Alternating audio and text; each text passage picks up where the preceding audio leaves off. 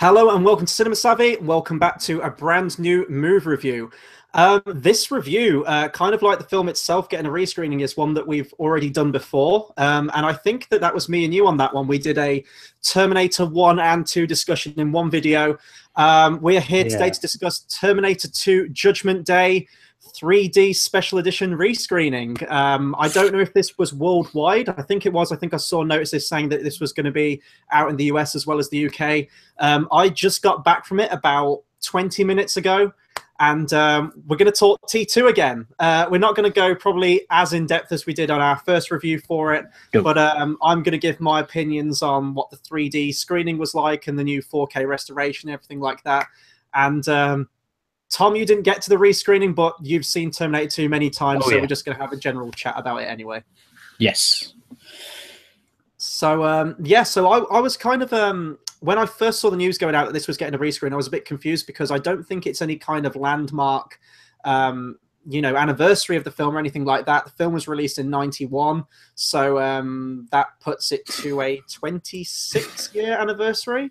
I was just thinking, James Cameron loves that money.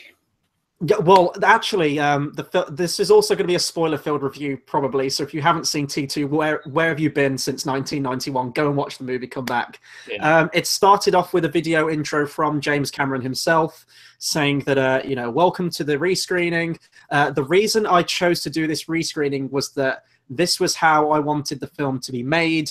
It was meant to be shown on the big screen, so this will be a way for a new audience to see it, or people that watched it originally to see it again. It's an entire new 4K restoration from the original negative, so it looks the best it's ever been.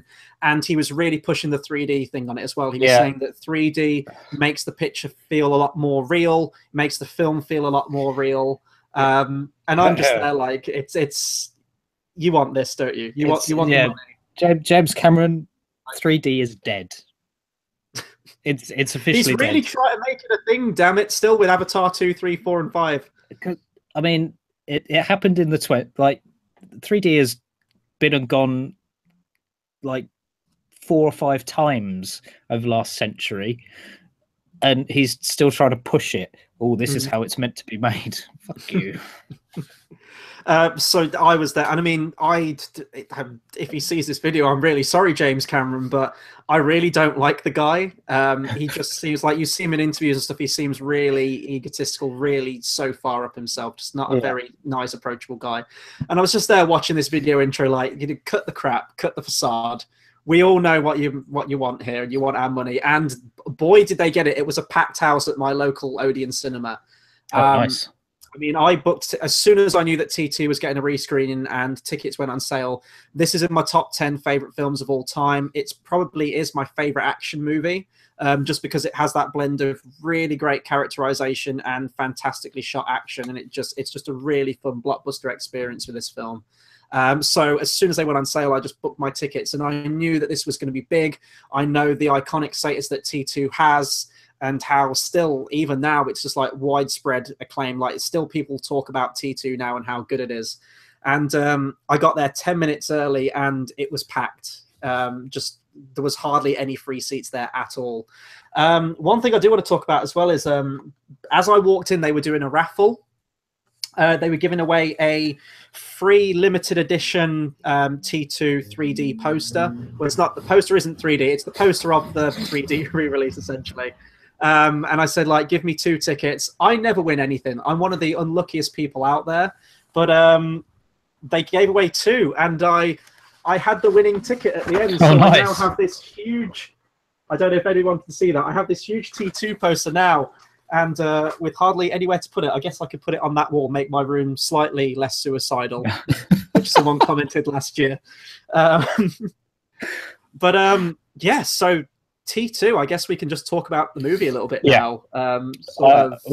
This is a tough one for me, because whilst I absolutely love it, I do prefer the original Terminator. Yeah. No, I feel I prefer T2, but I can understand why people do prefer the first one. I just think the first one has that sort of charm It's to like an it. And that, independent film, isn't it? yeah. It's like he made it on a shoestring budget.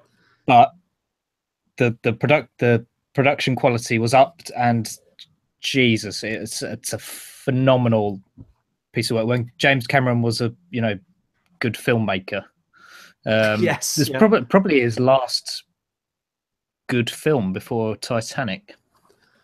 Which Titanic's one of those movies where it's really, from a script perspective, it's really bad. Yeah. But just from filmmaking standpoint, it's fantastic. So I'm really torn on that film. That actually got a rescreening for the 20th anniversary, I believe it. Well, no, whatever it would have been. 20 years anniversary last week. And I didn't go and see it because the film was like 190 minutes or something like that. Ridiculous amount of time. And I just couldn't get to it. And they'd already done a 3D rescreening a few years before that, I believe. I think you can buy that on like 3D Blu-ray. And I was like, this movie is already the second highest grossing film of all time.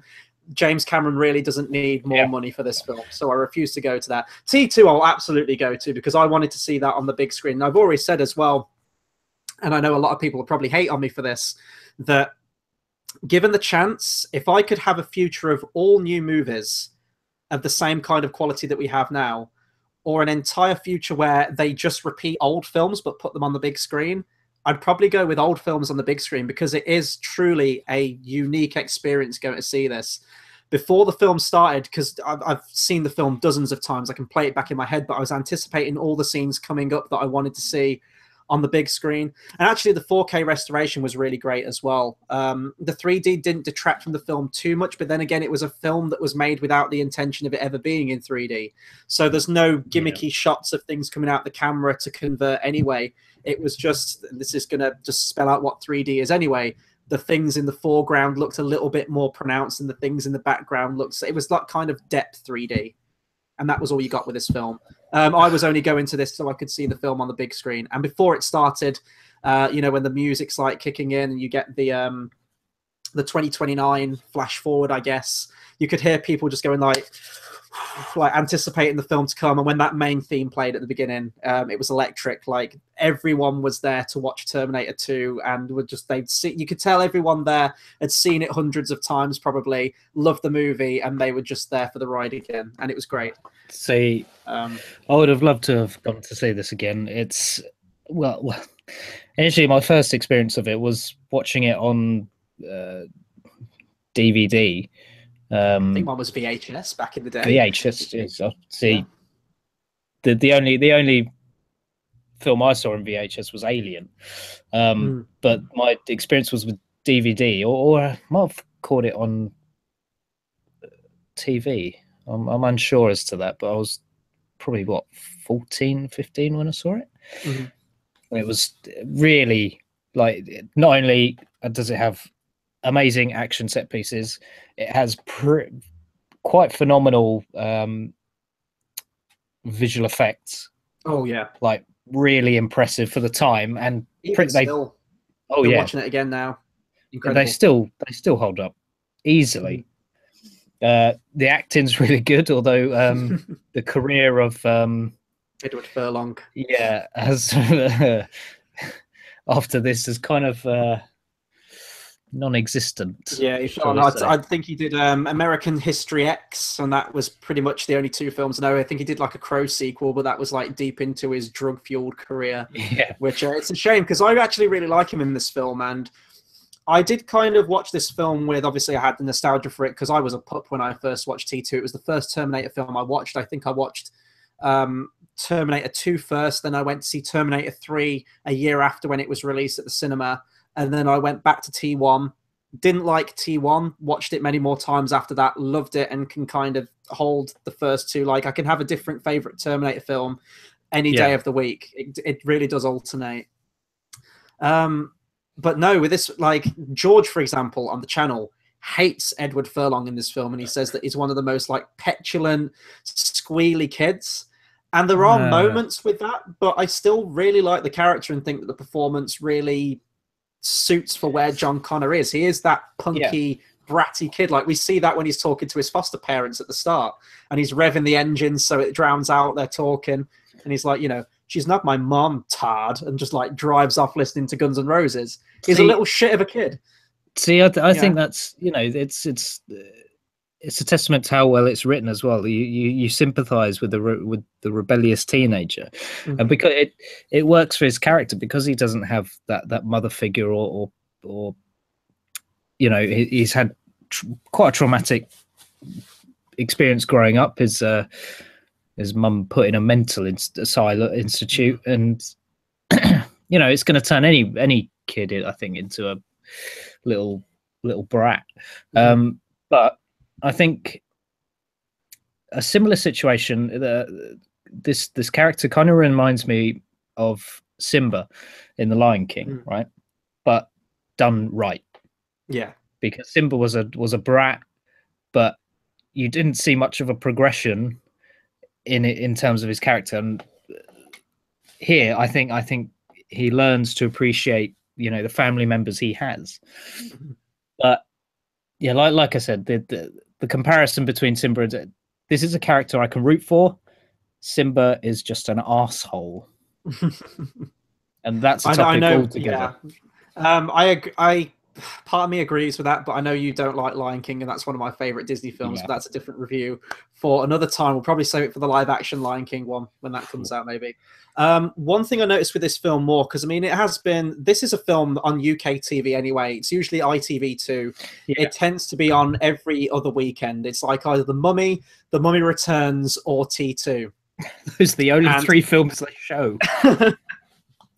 And you know, it always comes on around the same time, and I always tend to catch the same bit. It's usually Sarah Connor trying to escape the mental institute towards the beginning of the film, the first act of the film. It's always that bit I catch it from, but beginning to end, it's been quite a while since I've watched it. I noticed with this film just the terms of how solid the screenplay is and how everything that gets set up has a payoff, no matter how little it is. Like, for example, when John Connor's teaching the Terminator sort of little intricacies of human behavior, and they get into the truck, and the Terminator's like very brutal, like rips off the bit around the steering wheel to, you know, jumpstart the car. Yeah. And then John just kind of flips the sun visor down, and he's got the keys out. And then later on, the Terminator does that himself.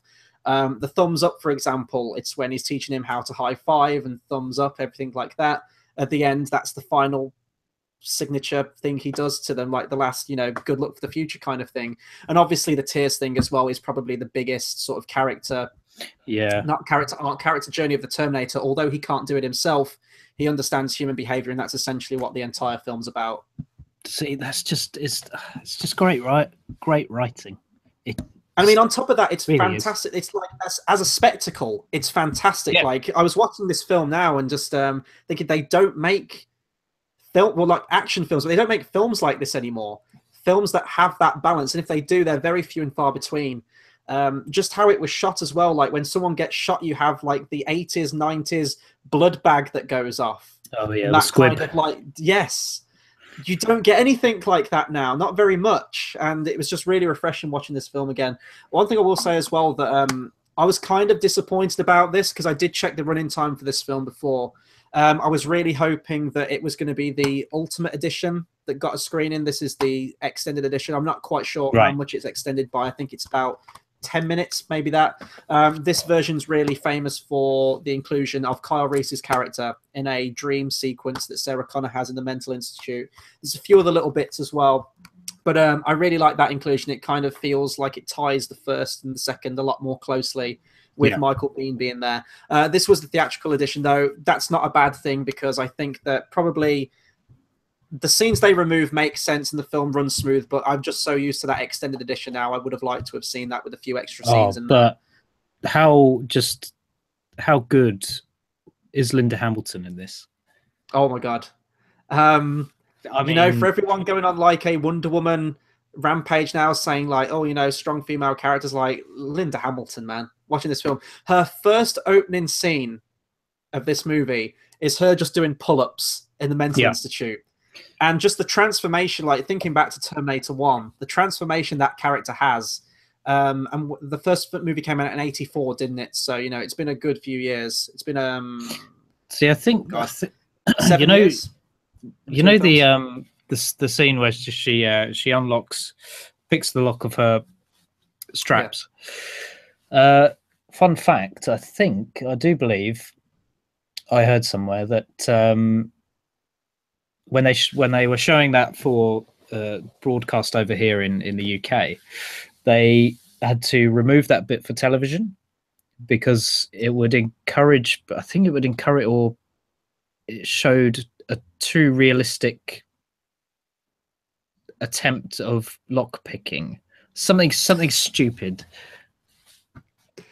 I haven't seen that. I haven't heard of that. I don't know if that's true or not. That's amazing if it is. I was watching it though when she was like lock picking. I was thinking like, God, I'd love to learn that skill. Yeah. Not that I'm going to be a thief or anything. I just think if I do get in a situation where I do need to pick a lock, I will have the knowledge of how to pick a lock. I was just thinking like the little Skyrim drum beat, like the level up lock picking, stealth increased thing would come up when she does that. When she does that in the film.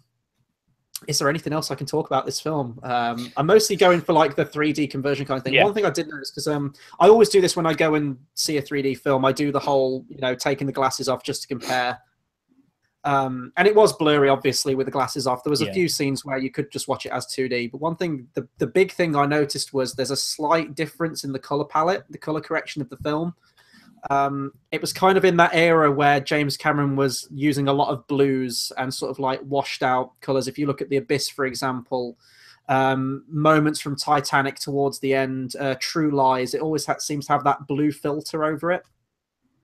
Right. This one seemed to have like a kind of green filter over it. And if you watch the trailer for the 3D rescreening, I think 3 trailers were released, you can see it's slightly different. And I'm sure there's a side-by-side comparison out there, whether it's a Google image or whether it's a video, which was a little strange. It didn't detract from the film or anything, but I just noticed it, especially when you take the glasses off, it looks a lot clearer, brighter, more vivid colors. But when you put the glasses on, it goes back to that kind of green haze. Wasn't really the kind of blue that I remember from the DVD or watching it from the video.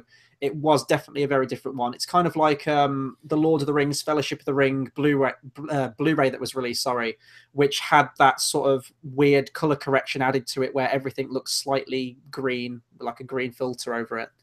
But that was really the only sort of technical things that I noticed about the film, really. See, the thing is, because it wasn't shot for 3D, the image gets darker because they didn't account for that during filming, or they didn't plan for it. So was it dark at any? Was the image darker at any point, or during the screening? I didn't notice it any darker. It was only when I took the glasses off, things naturally just seemed brighter anyway, but there seemed to be more colors there. But I never noticed anything that was like any crushed blacks on there or anything like that where you can't make out detail that I could before. None of that. I'm guessing that James Cameron had the best people working on it with the 4K conversion from the original negative that he said at the beginning. It was just, did it need to be in 3D? No. Could this have just been re-released as it originally was? Absolutely. But this just seems to be Cameron really pushing for these new technologies and everything has to be in 3D. Okay, I've got a question for you, right? Mm-hmm. What is your favorite scene from the film? Okay, it's very difficult with this film because, do you go for like favorite comedic moment, favorite action moment, or favorite scene? The one that seeing it on the big screen and with the sound as well, that I genuinely got chills from, and it haunted me just as much as the first time I watched it, was Linda Hamilton's dream sequence where she sees the nuclear bombs go off. She's overlooking the playground. Everyone turns to ash and they just get blown apart by the shockwave, and her screams as she's banging on the fence. When I first watched that, because as I say, I was quite young when I saw this movie. Loved it when I first watched it, but that scene like really frightened me. And it kind of had the similar effect again. It was like a whole new experience watching this film in the cinema. It's clearly the way films are intended to be seen anyway, the big screen. And seeing films like this, for example, that I've never had the opportunity to see on the big screen just stands testament to that. But that scene really did get me. I do love the initial one with Arnold Schwarzenegger going into the bar and I need your clothes, your boots, and your motorcycle. That's a classic scene. There's just so many. Like if I'm looking for like action beats as well, do you go with the the storm drain chase? Do you go with the highway chase towards the end with the helicopter? My favorite shot in the film is during that helicopter chase. I think it's like coming up to a bridge, and then the helicopter like flies over the bridge and back down towards the highway, and it's all done in this one panning shot to the left. That's probably my favorite shot. Yeah. Scene has to be the dream sequence, though. See, for me, I think it would either be the storm drain, or when they're escaping the mental institute. Yeah. I think that's just fantastically well put together. The geography of the place is easy to read, and the sort of where everybody is in relation to each other is easy to understand as well. And I think it's brilliantly constructed. This is the thing throughout the entire film as well. It's edited very well. So all things combined to make one pretty much almost perfect film. So it's the writing, all the actors were on point, and I know Arnold Schwarzenegger isn't really the greatest actor on the planet, but he does a quite impressive job of playing an emotionless robot throughout the entire film. No, he's great. He's great for all things action and the one-liners, everything like that. I did think, though, I mean, I never got the chance to watch the first one in theaters and then the second one and have that hype for it as it was coming out. But I wonder how it would have carried over with audiences, because there are some moments in this film where, for all the criticism that's directed to Terminator 3 or Salvation, quite rightly so in some respects, I still don't mind those films as just a sort of throw them on action movie. Yeah. If you're going to compare them to the first two, obviously they're an absolute abomination. But, you know, there's a lot of cheesy moments in Terminator 3.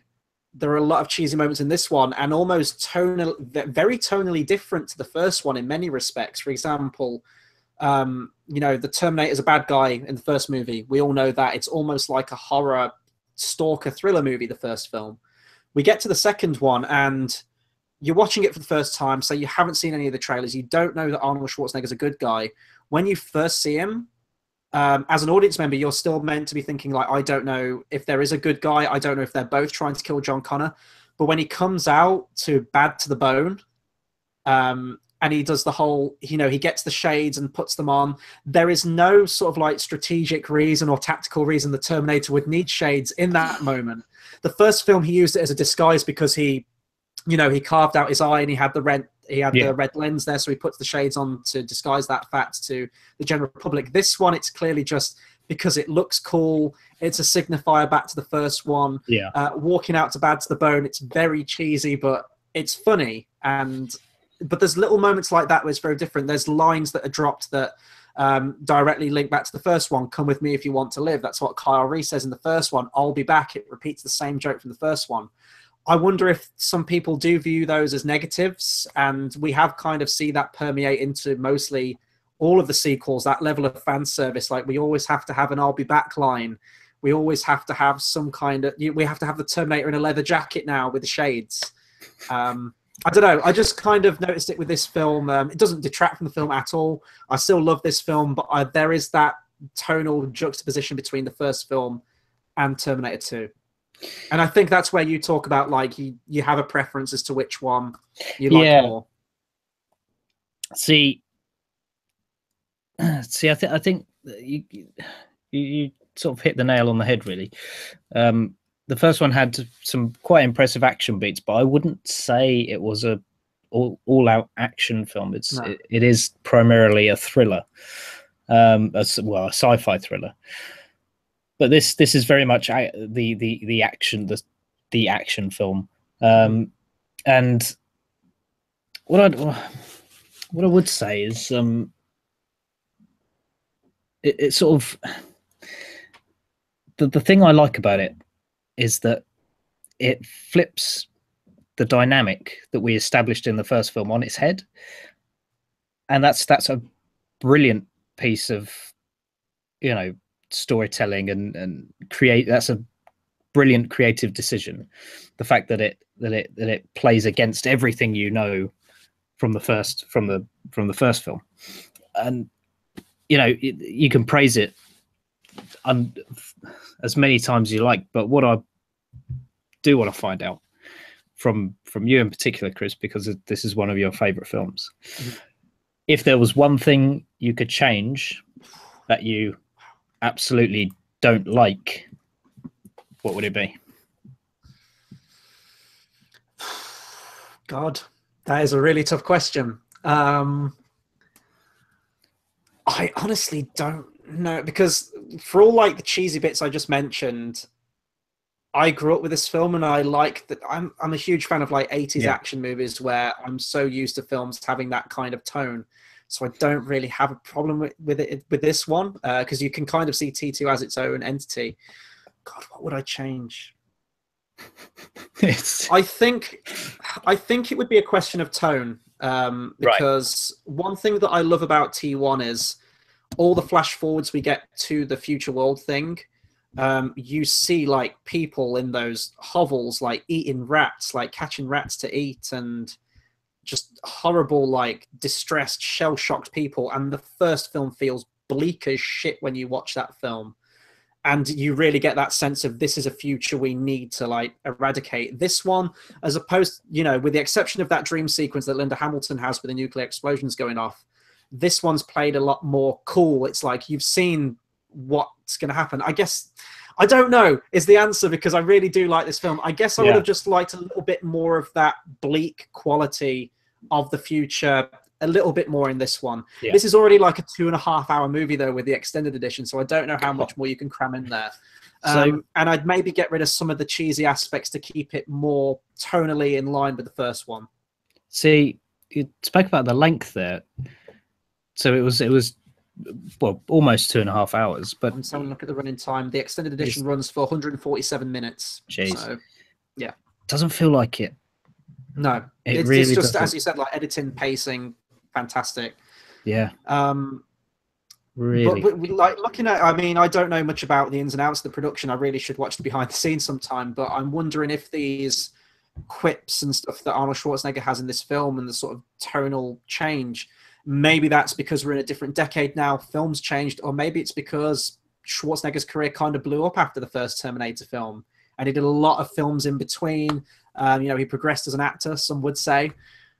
And I'm wondering if that had an effect on the initial tone and direction they wanted to take his character and the overall feeling of the film. I don't know. But I know that originally Arnold Schwarzenegger said that he was really against the idea of the Terminator becoming a good guy. Like, he wanted him to stay the villain. I don't know if that was an ego thing. I don't know if that's because he preferred playing a villain to a good guy. But I like the change. Honest. Because you can't really... Trying to think of an alternate story, pretty much. You really can't, and that's the problem that I think all the sequels have, because they just feel like they're retreading over Terminator 2 because they can't think of anything else. Terminator 2 is a fantastic 2-film series. But it's a series that doesn't feel like it has legs to go anywhere else. It's very limiting in its rules that it sets out for this universe. How many Terminators can we keep sending back from the future to try and achieve the same goal? How many times can you have a liquid metal Terminator or keep up in the stakes like you have the TX in the third one? If you do a prequel, you're limited because certain events have to happen to get characters from A to B. It doesn't feel like it can go anywhere. And there's talks now that James Cameron might direct another Terminator film. The rights go back to him in 2019, I believe. I know he's tied up with his Avatar films though, so chances are we probably won't see any more Terminator films anyway. But, I don't know. I don't know. The thing about it is that the first two films are pretty exceptional, and then you could just literally stop at 2. Mm-hmm. If you go any further, whilst I quite like 3 because of how stupid it is, it just goes downhill after that. So pretty much 1 and 2 are just the Terminator films. Everything else can just burn. I don't know if there's like an alternate cut out there, or if someone's done like a fan edit. Watch Terminator 2 with the alternate ending, where they physically wouldn't be able to make any more Terminator films after that, where it shows so many years in the future with Linda Hamilton in the playground. John Connors grew up, he's got a family, everyone's happy families, and all is said and done, everything's cleared up. Judgment Day has been averted. Just watch that one, and that will pretty much tie it up. Oh, so that's the original, alternate ending. Well, that was... it was filmed, it's edited, right. It's out there on YouTube, you can watch that. But James Cameron cut it. I think he wasn't happy with it or something, so you just get that tracking shot of the road at the end, which I really like. It's a great sort of like visual metaphor for where they're going and the unknown destination they're heading towards. I guess the last thing I'll say is, does T2 still hold up in 2017? You haven't watched it in 2017, no, I don't think. But for me, like seeing it on the big screen, this is leaps, and this is the best film I've seen all this year. This will be my film of the year, and it came out in 1991. They really just don't make films like this anymore. I know that's thrown around a lot, but it's true. This was James Cameron, in my opinion, at his absolute A game. This is his best film he's directed. I know that's up for debate with Titanic or Terminator 1, what have you, but this is my favorite film that he's directed. Just in terms of, it's a great spectacle. The action's like mostly, I think it's pretty much all practical. It's so impressive to look at. Great visual effects, just groundbreaking visual effects with the T-1000, which still looks amazing to this day. Oh yeah, just a perfect blend of everything. Great acting, great characterization, great story. It's literally the whole package, and it's one of the most just thrilling and entertaining cinema going experiences anyone could ever have. So if you haven't seen T2, go and see T2 now. I can't even recommend this 3D screening because it was a one-time only. So people watching this now, it's already over. You just got to pick up the theatrical cut or the extend or the special edition. Yeah. And I think the 3D version is getting a release on home video. I think you can get like a really awesome collection which comes with the robotic arm in the glass case, which is like about $100 or something like that. I'm not quite sure how much it is. It's a ridiculous amount of money to spend on something Terminator related, but I'm sure some collectors out there are going to be picking that up. It's James Cameron. As soon as it's released.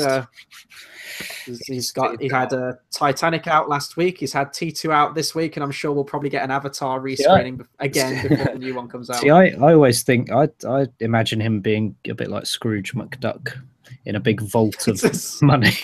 Dive into the point. Absolutely. I don't doubt it. Go to his like Hollywood pad. I'm sure you'll find it.